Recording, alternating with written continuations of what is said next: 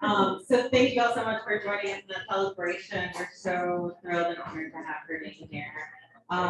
And so we are inviting a few speakers from Spaces Past who have worked closely with Marilyn in the many years that she's been working in the gallery. She actually works through three directorships. And so we're going to have a few speakers come through, and I'll list them quickly so you all have a sense for it. We have former Executive Director Susan Channing, former Executive Director Chris Lynn, who is joining us virtually. Sarah, what was your title? She was an everything person. Another former everything person is Bellamy Prince. Current board member and former ongoing Spaces artist, Angelica Pozo and Elizabeth Reiser. So we will let Susan start first, and then we'll go through that list. And then we also have a sign-up sheet for folks to sign up in 2-minute increments if you want to come up and join us for speaking later on. And we'll. We're just gonna pass the mic around. Yeah, we'll just have like a little fast microphone. All right, so with that, Susan, you're on up. Thank you. Thank you so much. Thank you. Suzanne.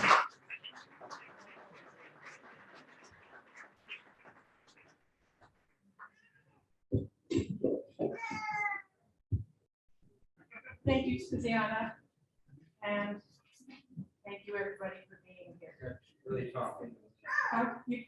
Okay, You got it really right here? Okay, got it. Sam is your target audience.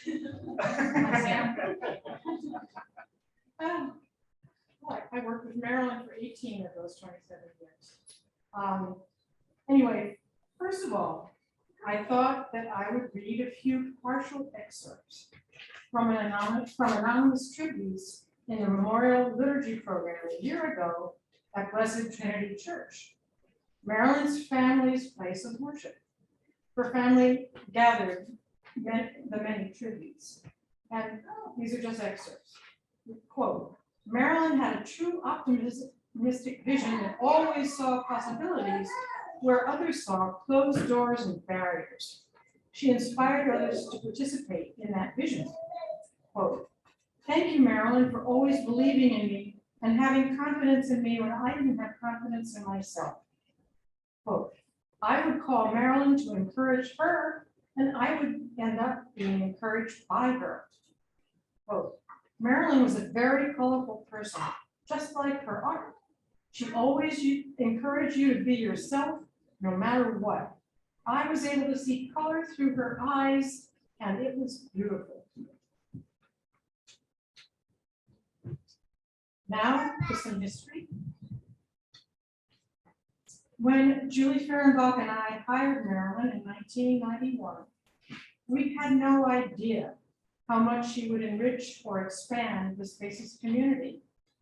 Leading by example, she taught us how to think differently about people. Marilyn encouraged diverse artists to apply for exhibitions, benefits, participate in memory shows, and monster draw in ways others of us could not do as well. At those large events especially, she reigned supreme, enjoying every minute of supervising them. It was so important for Spaces. Over the 27 years that Marilyn worked at Spaces, she had many titles and nicknames. I didn't know about Mother.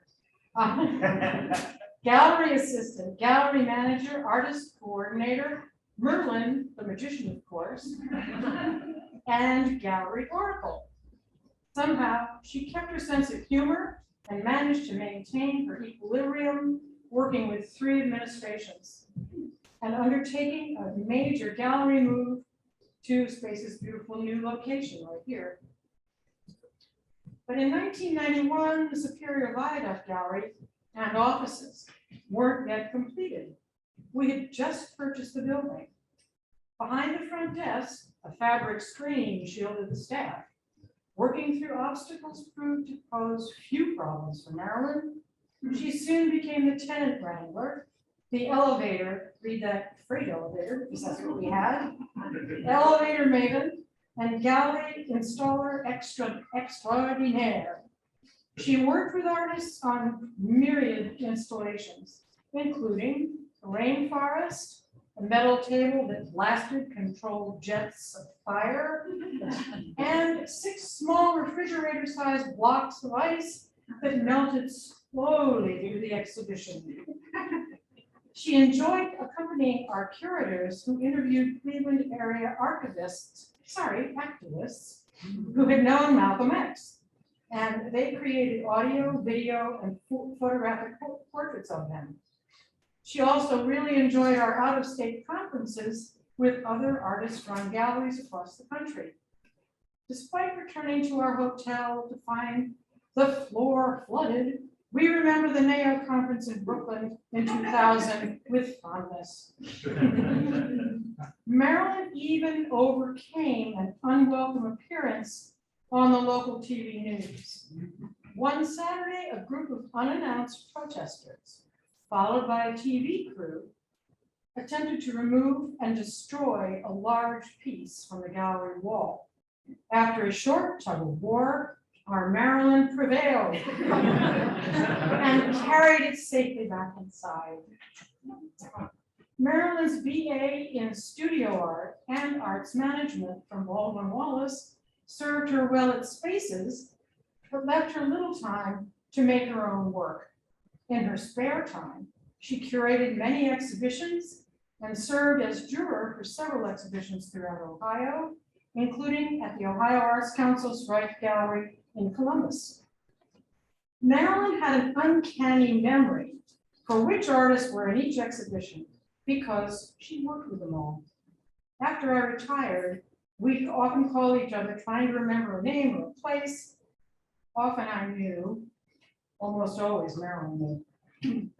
At every benefit, sparkling Marilyn kept her volunteers cheerful and positive despite the thundering crowds, and left them yearning to return the next year. The innumerable interns and work study students she mentored over the years remained close to her, kept in touch, and returned to visit her and wish her well. And there are 2 here today. Artists were always the center of our world, Spaces world. But I think Marilyn was near the center of theirs.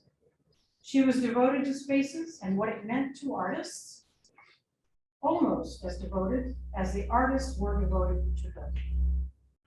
In 1997, Marilyn added Simmons to her name when she and Mark were married at a lovely ceremony in the gallery with family and friends in attendance. And in 2002, Maya was almost born in the gallery. But miracle baby Maya decided to wait until the next day and was born weighing 2 pounds, 3 or 7, I'm not sure, ounces. Tiny. I was lucky to meet her that day in the NICU. Much later, she spent days in her basket with Marilyn at Spaces. I also went to the birthday parties she often shared with John and Celia, Bellamy's twins born 6 days before Maya. And recently, during COVID, I joined the car honking procession for Maya's high school graduation.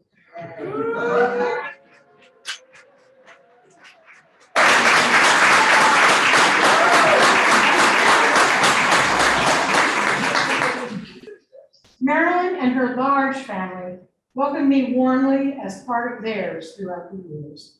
I will never forget their kindness.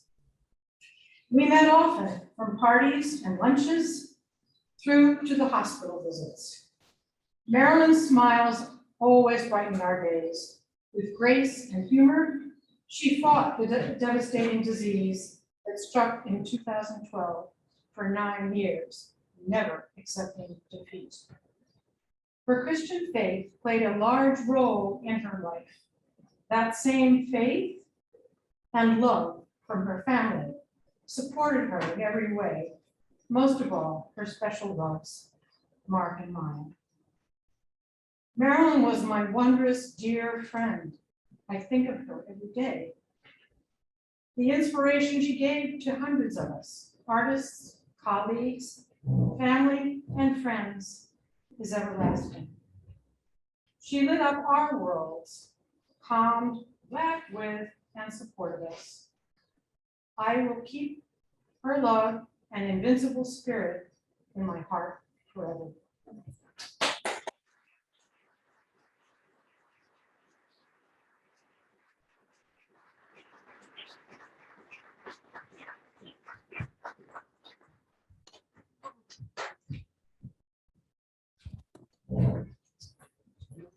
Thank you so much, Susan. That was so beautiful. Our next speaker is joining us virtually. I'm going to try to pin you, Chris, so that everyone can see you. And I will turn off this mic, and y'all can yell at me if it's too quiet. Sound on the computer, I can't remember if I turned I that. got it. I think It is, yeah. but it was connected here. Oh, Yeah, there you go. Just let me know when you're ready.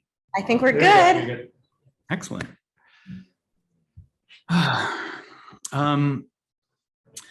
It is a strange thing to tell a single faceted story, one from a lone point of view that leaves out so much complexity. Marilyn was so much more than just her association with spaces. Marilyn was phenomenal, but my view is only this narrow slice of her life, the portion that she spent at spaces. I can only imagine how much more impactful, wonderful, and complicated she was outside of my vision. And the people who would know that best are Mark and Maya and the rest of her family. And I'm envious of all of you for knowing her so well. But allow me to share with you just the facet of Marilyn that I knew.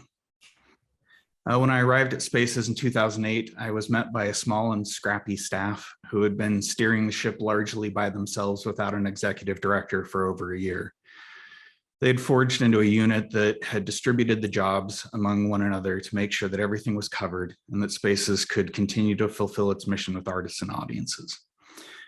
I know that was not easy for them, and Marilyn was the longest serving staff member there by far.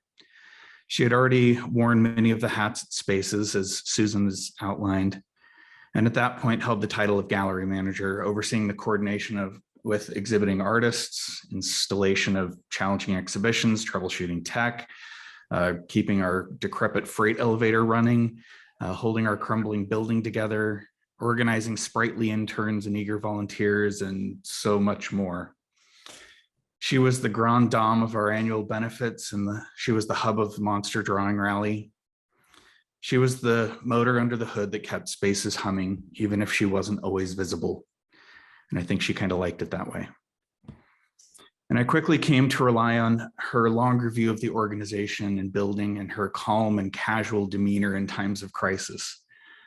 I landed at Spaces just as the economy tanked in 2008, and it was a tough time for nonprofits. But with the help of the dedicated staff such as Marilyn, we weathered the recession and even thrived. We used humor a lot to cope, and Marilyn always kept the mood light. I remember only one instance where she got extremely serious when a known grifter entered the gallery, and Marilyn immediately picked up the aluminum baseball bat we kept by the office door, which is another story entirely, and she charged into the gallery to menacingly tell them to turn around and leave. She was a force to be reckoned with, and she would protect her people. I let the staff rework their job titles if they chose, and Marilyn only half-jokingly selected the moniker Gallery Oracle. It was something we bandied around for a while in reference to Marilyn, the all-seeing, all-knowing guru of the organization perched atop the clutter that surrounded her desk, where we would find her as we sought guidance. And we made her new title official on business cards and on the website. As her health waned, I saw how the staff members did what they always did. They circled up to redistribute jobs and duties to take some of the pressure off of Marilyn. We all loved Marilyn to the point of taking significant strain upon ourselves to see that she was taken care of. that she could continue to receive her salary and her health insurance while she underwent treatment. Everyone would rather burn out than see Marilyn struggle anymore. It's one thing to profess love for someone, it's something else to make significant sacrifices for that person. And Marilyn inspired us all to do that. She did that through her daily example as she worked with us. We learned in part how to love and how to manifest love through Marilyn. She exemplified Christ-like love and patience. In the gallery and museum world, we're always looking forward with the occasional glance backward. It's always on to the next project, the next event, the next benefit. And I'm glad that we're taking a moment to pause and to sit still and to luxuriate in our memories as we celebrate Marilyn. But it's also important to recognize that Space's future will always include Marilyn, because without her, it wouldn't be the organization it is and will be. And as a matter of fact, it may not have even been around at all today without her. Although she may not be seen, she is still the engine tucked away under the hood that keeps Spaces humming. And more importantly, she is still tucked into my heart, and I am often humming a song for Marilyn. Thank you for listening, and thank you for being here today.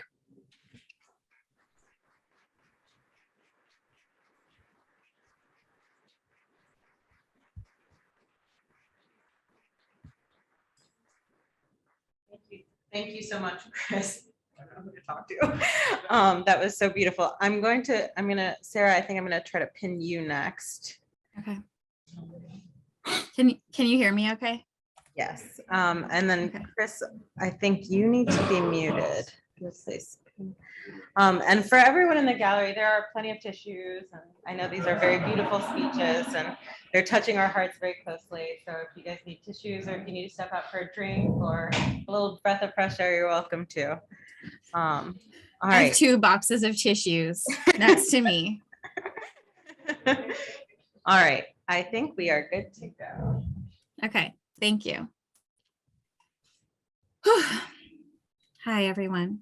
It's good to see a lot of your faces virtually. Thanks for letting me join you. And for those of you that I haven't met or who don't know me, I'm Sarah Biederman. I've been trying to figure out how to introduce myself here to describe my relationship with Marilyn.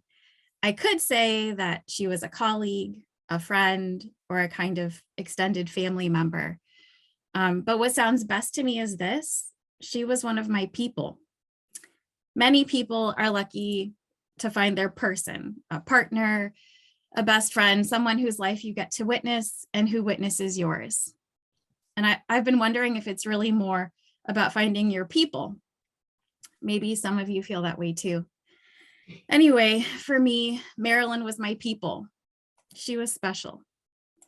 Marilyn was the person I texted every time I got on a plane, just to check in and say hi and tell her where I was going. She's the person who, like it or not, got photos and reports from me about how projectors were hung or how exhibitions were set up in art spaces all over the country. I mean, like, how can you not compare, right? She's the person I loved to trade art news with. I felt like our relationship was a beautiful mix of the sacred and the profane. We could lament about the chore of doing laundry, which we did all the time. She didn't like those final steps and I just didn't like to do it. Or we could talk about love and relationships. And whenever I needed a little extra help, she'd tell me which saint I should look to. And I will tell you, I lost my keys recently. I was like, what would Marilyn do? So I, spent some time with St. Anthony and they showed up. I really miss her. Do you all remember what it was like when she laughed so hard? Or when she solved a really hard problem? Or how it felt to be welcomed by her? To feel belonging to this amazing arts community just because of Marilyn's warmth and acceptance. It was pretty incredible.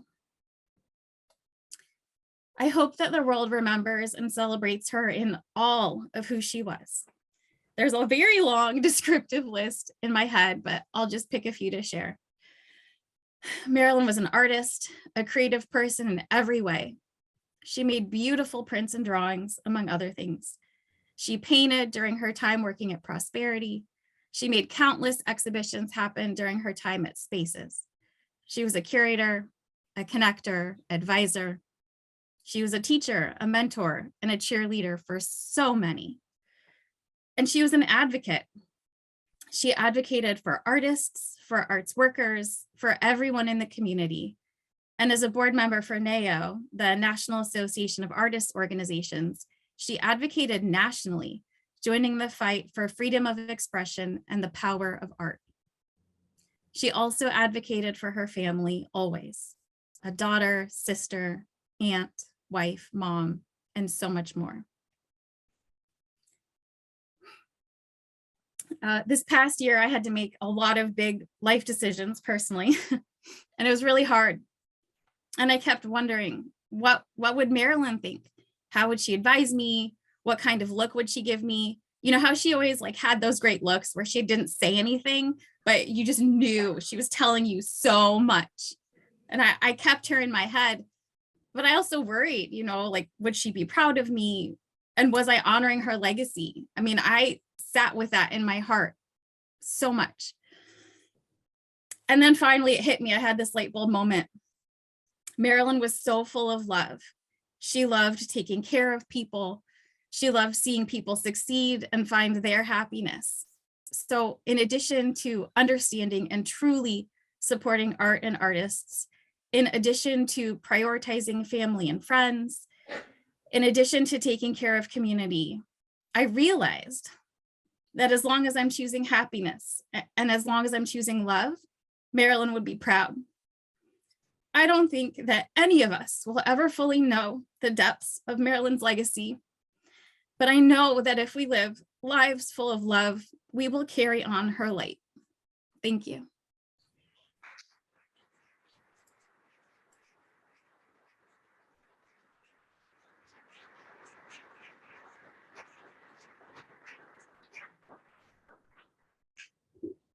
I'd like to raise this up a little higher because I know our next speaker is on the taller side. Dear Bellamy. Wait, probably. Oh my God, I'm not that tall. There we go.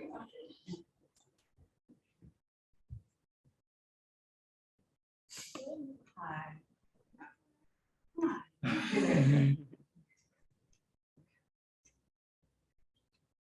I can't figure out if I need my glasses or not.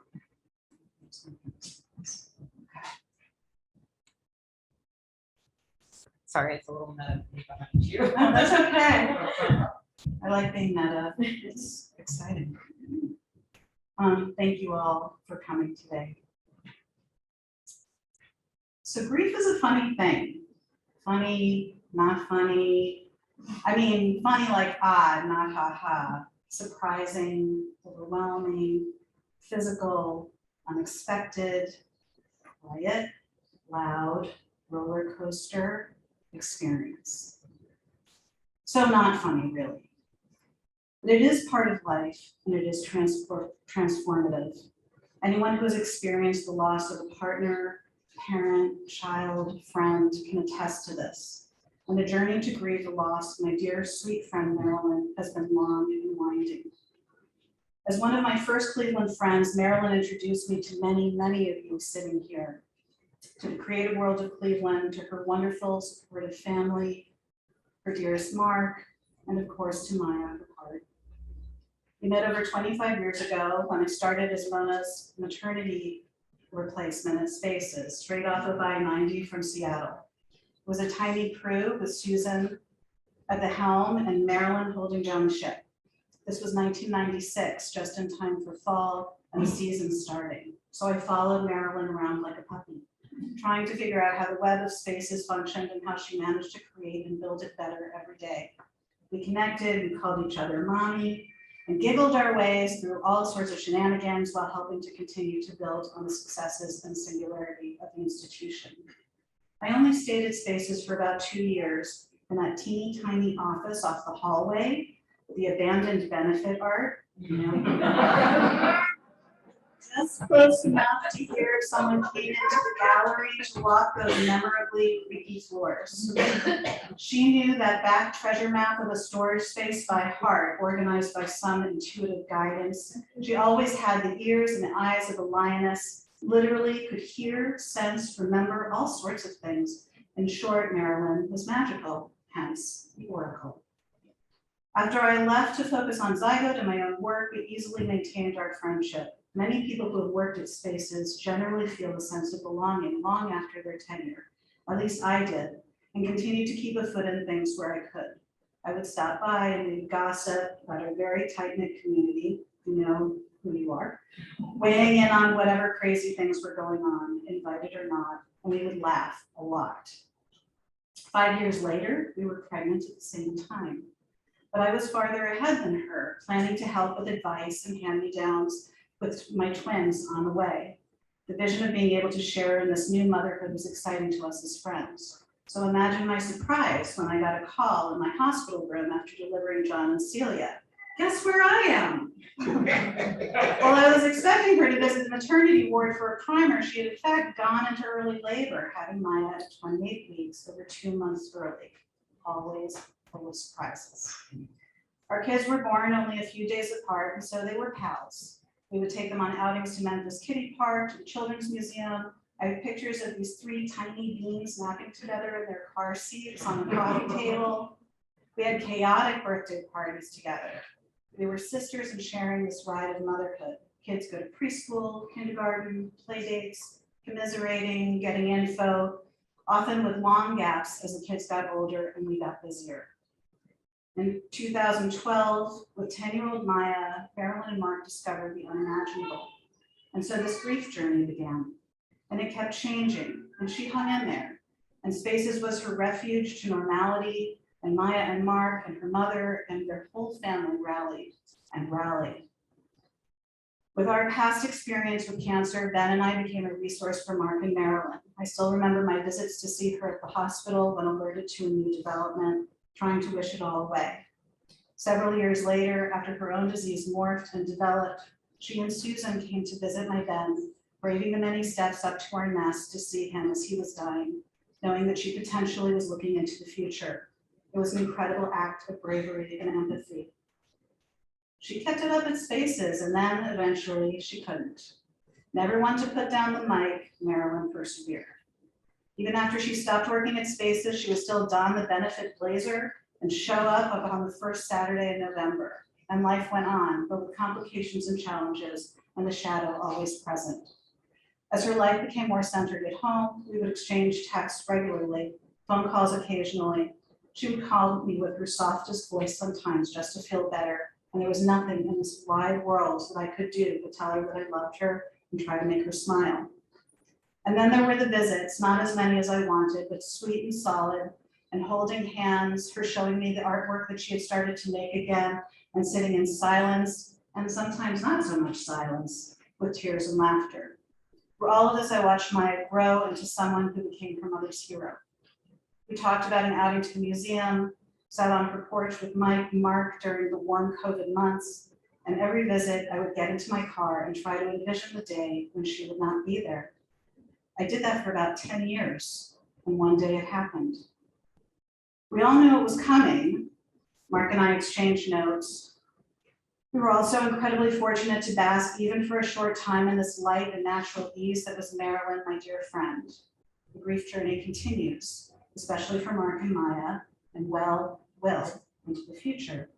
But believe me when I tell you this, all of you, knowing that she was so loved, and in turn that there in your hearts and minds is no small thing. While these feelings are not always easy to accept, they are essential to the process. So thank you everyone who is here, whether in person or far away, because the road is rocky, and having friends around to keep you from falling flat on your face is really the key to making this transition a little less treacherous. We all who love her and her family are incredibly grateful. Thank you.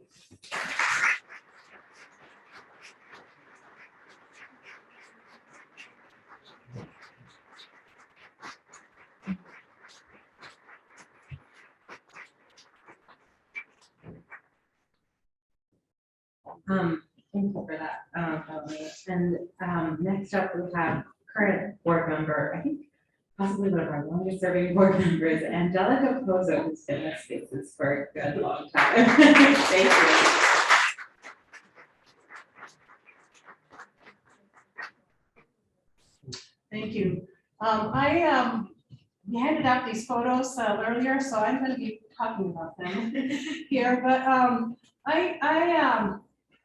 I moved to Cleveland in mid-'80s, and then I probably started Spaces right around the same time as Marilyn did. So in '91, when I was asked to be on the board, I eagerly accepted because I found out back then people didn't move to Cleveland just for a lark. Usually they moved to Cleveland if they were here to come to school, if they got here to a job, or if they lived here. But I decided not to move back to New York City. After getting my master's in the University of Michigan, I decided to move here. And so I looked to Spaces, when I was asked to be on the board, I looked to Spaces to be part of to be my art family, because I realized that I had no affiliation to any institution like other people did. So Marilyn was a big part in helping me feel as part of a family. And I want to refer to this image, and I don't know if you can see that in the folks on the screen there. But at first I was looking at it and it was kind of, said that Marilyn was so much in the background, but that's very much how Marilyn was. She was in the background, everything was working smoothly, but she really didn't like her picture taken, so this was very fitting. And then the other thing that this reminded me is that back in the day, there were not very many faces of color. And so this was really our holy trio of Black women in the arts back in the day. And so looking at it, then Marilyn forms the eye of our pyramid. So here she is at the top and of our triangular pyramid. And also the other thing that I was looking at it is that if you would slap some art supplies in our hands, we would look like we were the Black Charlie's Angels.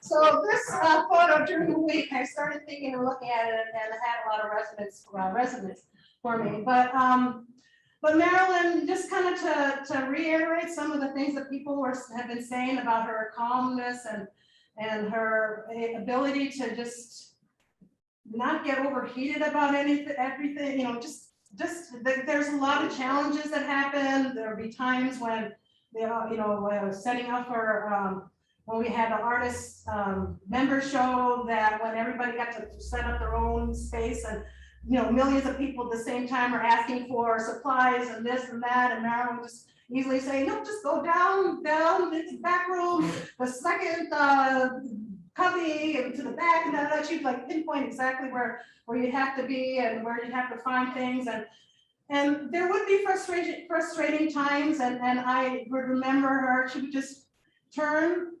and you could see her just kind of quietly, as if to just let it slough off. She just would, just take a moment, and then she'd turn around and she'd be back at it, and just with the most grace in the world you could ever imagine. And so we will all truly miss her, but I think that her spirit will always be here, and I see her as my Spaces soul sister. So Marilyn, say Spaces soul sister. I will always love you, and I will always remember you. I think we all will.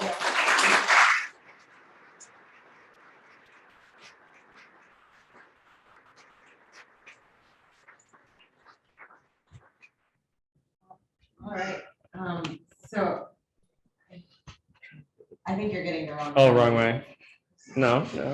It's the one that's on Kristen's phone. Oh, okay. Oh, that's us. Okay, sorry. I was just trying to. That's fine. All right, so our last and final speaker is Elizabeth Reiser, and just as a final sort of reminder, we will be opening the mic up for folks to share memories, and share any recollections that they want to share. Oh, okay. Oh, Elizabeth's not here. Oh, okay. Have yet to meet The pleasure. But we do have one memory that was submitted from Johnny Coleman, and Board President Kristen Rogers will be sharing that. So Thank you. Thank you, everybody, for coming. I don't know whether to use my reading glasses or just my eyes are naturally filled with the Magnificat. It's like Okay. Johnny Coleman was actually one of the first. I moved to Cleveland in 1998. He was one of the first artists I met, and of course, we love Johnny dearly. And these are his words that I read. I met Marilyn early on in my time in Northeast Ohio. She is deeply woven into the fabric of the time during which I fell in love with Cleveland. Spaces was still in the old building over at Superior Viaduct. I don't believe that the condos were completed yet. We know that to be true. The Mission was at the end of the street. You could still see the bridge. Imagine that. And Marilyn's smile, infectious sense of joy, and active caregiving was baked into the bricks of the building. I was still new here in '95 when Bobby Jackson, David C. Barnett, and I had a playful banter there in the gallery. And if my memory serves, Susan Channing, Julie Fehrenbach, and Ladd-Simmons were deep in the mix, stirring the rich, live, secret something sauce that remains so vibrant at Spaces to this day. The Spaces that I experienced was nurtured and sustained by a community of artists within which Marilyn was a catalyst. She was the most consistent presence that I saw in the arc of this still rising sun. I remember the ease and familiarity that she has with so many people here. I was a new kid to the best location in the nation, a long way from home. She was a part of an enthusiastic and extended welcome. If memory serves, Marilyn gave me the keys and the code. Of course you can work through the night. Call me if you need anything. That sounds familiar. Anything.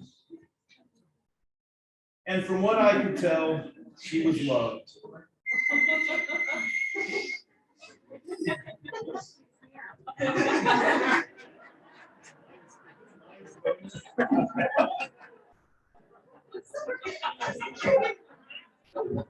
My phone is ringing.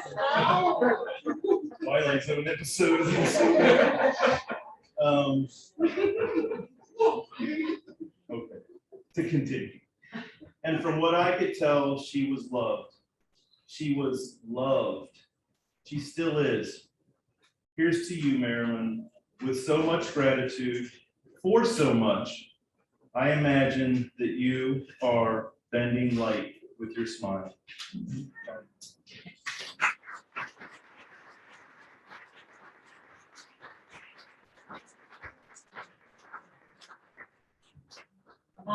Great, so I know some folks had mentioned that they wanted to come forward, so maybe we can start like a small line over here to my left, and do we have a timekeeper? We want to try to be fair, but also, okay, all right, so look to the back, you'll see Michelle Epps and Whoa, great, you had a butt cam. Yeah. Sorry, folks, just our board president. So we'll start here and Phyllis at 7. Thank you so much. Bucket list check. Have fun on the internet. So this is really beautiful. My name is Phyllis Evans. I'm serving. This is your birthday. But I just wanted to say, Marilyn was also an ally. So I was on the board of Spaces, and we were just doing things in the community. Deidre McPherson is also in the audience and was on the board of Spaces and was running this Black queer women of color film project, and we needed a place to be. And you know, I can't remember the conversation, but it was with ease that I knew that she had us. There was this feeling of knowing that she had us, and also, you know, as an individual in Cleveland who had watched Spaces and not an artist, but really curious about the artsy and feeling that it was hard to get in, coming onto the board, the spaces, and then seeing Marilyn and knowing that, oh, she was running this. And so that made it a lot easier and created access for us. And so that access also led to the opportunity to meet my good friend Marilyn's sister-in-law, Liz Perry. And so we use both names when we refer to Liz Perry, but so Liz Perry, you know, and I and Deidre and many other Black lesbians in Cleveland thrived, you know, together. And it was Marilyn who was part of making that happen. So as you know, she was many things. She was an ally, and we had a place to be with her. And I had a place to be as a Black woman and lesbian feminist growing up here in Cleveland, coming into spaces and being able to see and feel her spirit. So go Marilyn.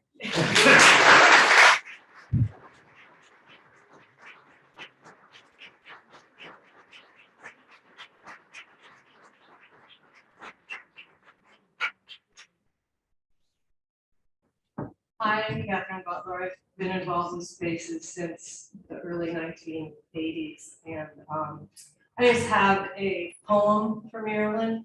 I was going to read the one I sent you guys, but I couldn't find my copy, so I wrote a new one. This is a pantoum for Marilyn. All-seeing, all-knowing, oracle of spaces, queen of logistics and connectedness. I miss your spark, your spunk. You attended to every detail, queen of logistics and connectedness. Marilyn, behind the scenes, every detail attended to, even when evil cancer tried to slow you down. Marilyn, behind the scenes, a roll of the eyes and oh, that laugh, even when evil cancer tried to slow you down. You still had funky dance moves. A roll of the eyes and oh, that laugh, wicked wit, mischievous sly smile, funky dance moves. You emanated joy and love with understated aplomb. Your wicked wit and sly mischievous smile live on in my heart, our hearts. You emanated joy and love with understated aplomb. You hid your pain and suffering from us all. You live on in my heart, our hearts, Marilyn, pillar, rock, central cog of our community. You hid your pain and suffering from us all. So many treatments, so many side effects. Marilyn, pillar, rock, central cog, standing strong, orchestrating, enduring so many treatments, so many side effects. You kept going and going, standing and later sitting strong, orchestrating. Life is so unfair. You kept on going and going, but not long enough. Life is so unfair. You loved Mark and Maya and cats. Your time was not long enough. You were so good and so badass. You loved Mark and Maya and cats. You loved spaces and us, and we love you still. You were so good and so badass. An irreplaceable, fierce force of nature. You loved us, and we love you still. Marilyn, oracle of spaces, irreplaceable, fierce force of nature. We miss your spark and spunk.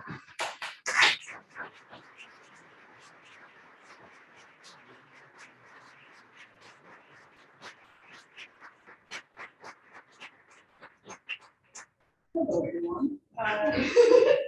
I'm Maya's best friend. I've known her for a while. I can't even count the years, but I just wanted to recollect on one of my favorite memories of Mrs. Simmons. It was one of the first times I met her and Maya's amazing family. Maya and I were taking classes at the Beck Center, and I remember my mom was late in picking me up, and it was a rainy day. Maya's mom invited me to sit in the car and wait as my mom was coming to pick me up eventually. And then eventually we just went down to the bakery down the street.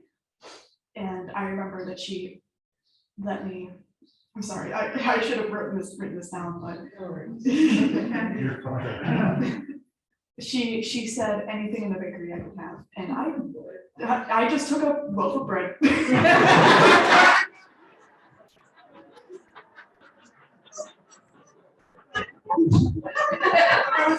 Just nonetheless.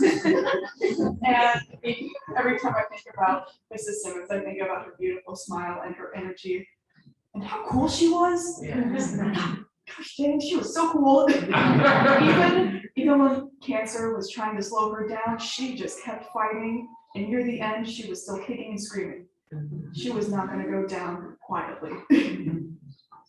I know that she had a huge impact on not only me, but my mom. My mom wishes she could be here right now, but she is home with inflamed knee because yesterday we went to go see Tears for Fears and she went out to find a hot dog and then she slipped and fell. But anyways, Mrs. Simmons always made me feel welcome whenever I was around her, from her really soft voice to her beautiful warm aura to even her addictive laugh, which I believe Maya has as well. But she made me feel like family. And I still consider the Simmons family as another family to me because of her and how amazing everyone is, especially Maya. But it's still hard for me to believe that she's not here to this day because she really was an impact. She really impacted my life. And I just love her very much. And I'm happy to see that so many people came here today to come in memory of her. And yeah, I don't know what else to say, so.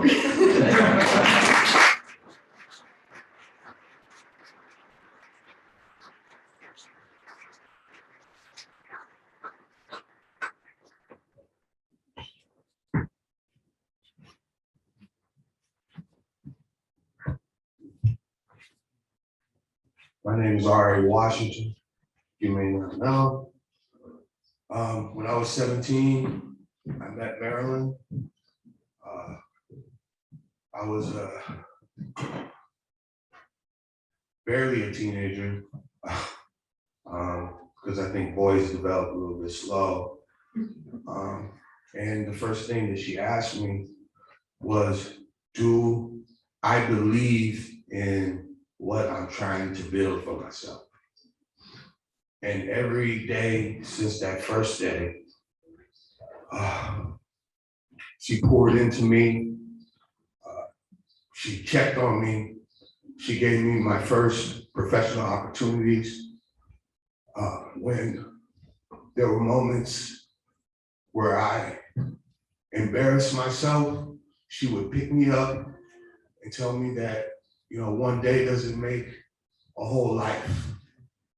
And there were moments where there were people that would write me off, and Marilyn never did. She always stood by my side. She always checked in on me.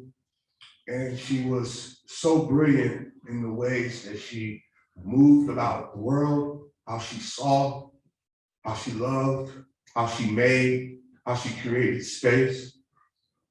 This is a 2-riot town. There's 2 riots happened in Cleveland. And Marilyn is the embodiment of the connection, the little tenuous connection between that history for people of color and the larger Cleveland community. And she did it with more grace and more aplomb and so quiet at the same time. I don't know if there'll ever be a person like her. It's been so many moments where I thought maybe art wasn't for me. And she would call and ask me for something, to do something, or to participate. And I just want to take this opportunity to thank her and thank her family for sharing her with us.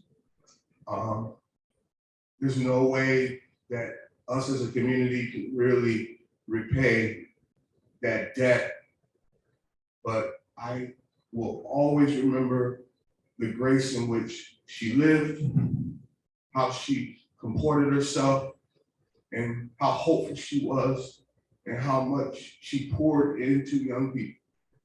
There's so many young people in here now that are now middle-aged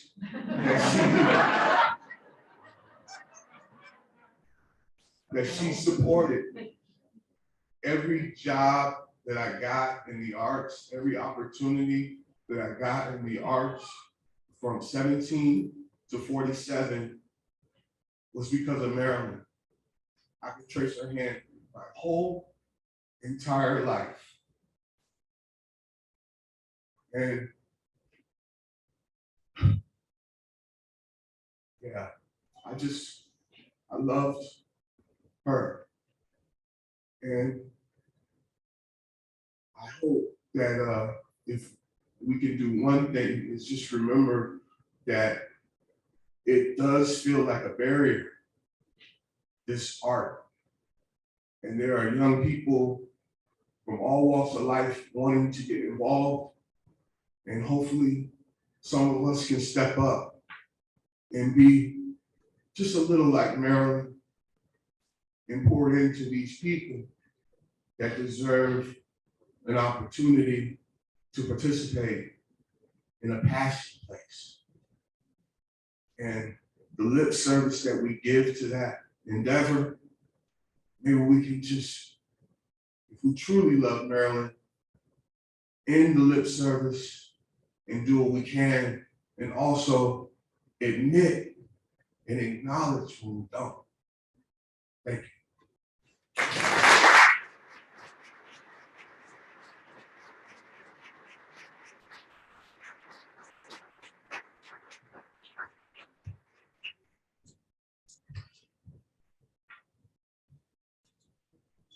So we'll probably leave the mic on in case anyone else wants to come through, but we have plenty of food and drinks to celebrate. And I know a lot of us haven't seen each other since the pandemic started. So hopefully this is an opportunity for all of you to re-engage with some familiar faces and exchange some beautiful memories. So do you want to come up? Come on. Yes, and I know Marilyn will get me, so I will say something. Marilyn was my sister-in-law. Yeah, I know, wow. Is everybody oh my gosh. Look, midget time. Midget time, right? Oh my gosh. So we're gonna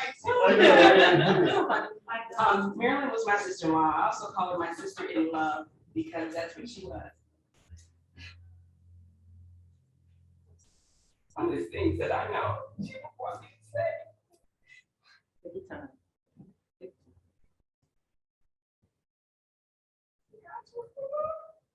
I have never, ever seen a love like Marilyn with her family before, ever. And I'm so glad somebody loved my brother because I didn't think anybody would.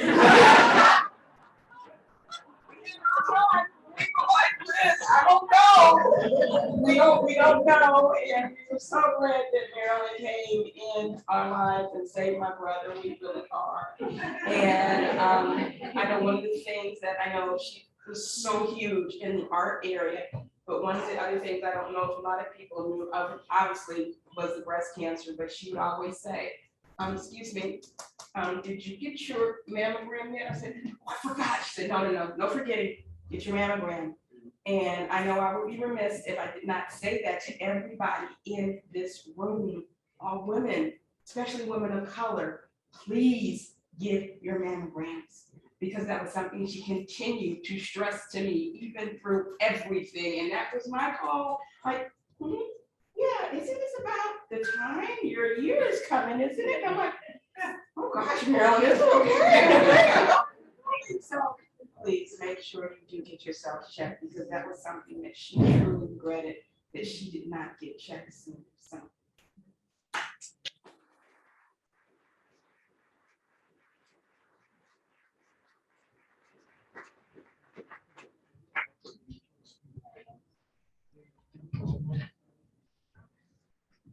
All right, so we'll leave the mic on. We'll probably stop the Zoom webinar now, and we do have most of it recorded.